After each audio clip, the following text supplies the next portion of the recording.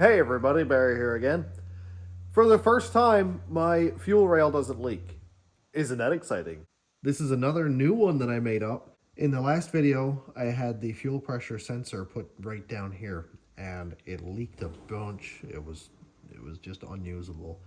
And for me to keep going, it was just irresponsible. So I completely redid it. I bought another foot of aluminum round stock and I put my fuel pressure sensor in the end right here. My return comes out right here. This is all, of course, cross drilled and through drilled. Feed, and of course the 3 injectors. Okay, let's get a fresh look at this system. I have in here an ethanol rated Chev truck fuel pump. Comes out into the front part of the rail. Injectors. Here's the fuel pressure sensor. And then the return going back to the regulator, which is going to keep it at about 60 pounds. And then the return comes along here, right back into the bucket. Let's fire it up. Look at that. We are pretty much, 62, 63 pounds. I still need to adjust it and do the final tuning, but what I'm interested in seeing is this is absolutely bone dry.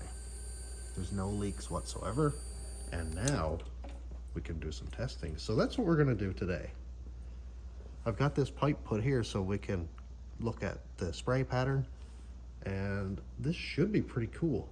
10-second update here. I've got the 3 injector plugs hooked up to a couple wires. I just got them shielded there.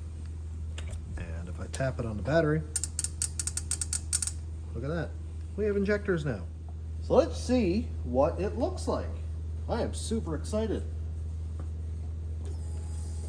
All right, so I'm just gonna pulse the injectors because I can't leave them wide open, but let's take a look.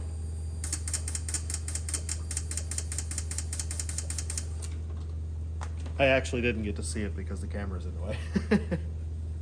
So a couple initial thoughts is, of course, these injectors atomize way better than the little welding tip with holes drilled in it that I had made up before.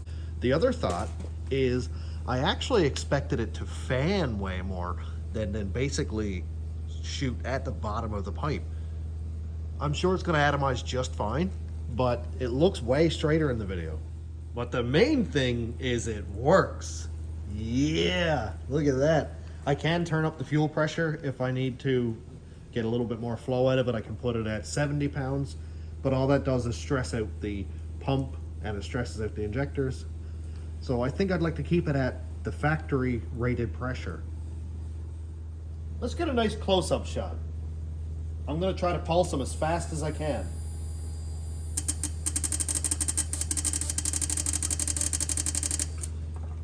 That's pretty cool, man. All right, well, I think I've wasted enough windshield wash. I'm gonna get this put on the truck, and as soon as my electronic components come in, which I've been waiting for a couple of weeks now, should be here soon, I'll get it all wired in. Next up, I need to make a bracket for that tank, but my truck is kind of jammed up here right now because there's a couple snowmobiles behind it, so I'll do that in a couple days time or whatever. Also, I need to make a guard for my belt, because my fuel rail is sort of close. It comes up like right here.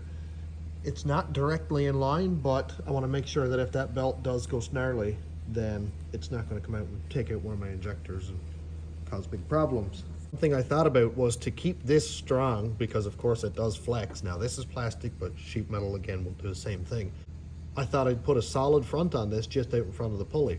And Aiden said, hey, why don't you 3D print like a Cadillac logo and then glue it or epoxy it to the front face of that. I thought that'd be pretty cool, actually. I do it in black so that it's not super noticeable, but if you saw it, you'd kind of appreciate it, maybe.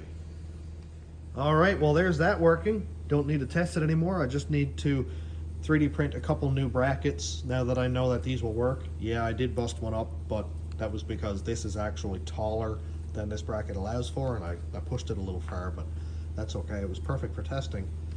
I just need to adjust the size to match the height of this injector setup now, and then I'll print those again and have it all bolted up nice and solid. So let me know what you think. If there are some improvements that you think can be made on this, please don't hesitate to tell me. I'll do whatever I can to make this safer, more reliable, and perform better. Ultimately, I want to make way more power, way safer. But as of right now, I think this is going to be sweet. And here's what it looks like with the rail hooked up all on the charge tube. Man, it looks really nice, eh? Let's talk about fuel lines. So I have right here a 90 out of the top of the tank. That's going to come across here, go into this quick disconnect to AN6 here. This is a Chev truck fuel filter. Part number is 86243. That's a CarQuest number. And out of here, right into that 45. Then it's going to come out through right here. And I've got this boost reference, just regular old China fuel pressure regulator. And I've got an 8th NPT nipple coming out of there. And I'm kind of thinking I may do it like that and have it sort of supported just on that threaded nipple there. But I'm not sure if that's advisable. Maybe make a mount coming off of the charge tube there and have it sort of mounted to this and just to support the weight.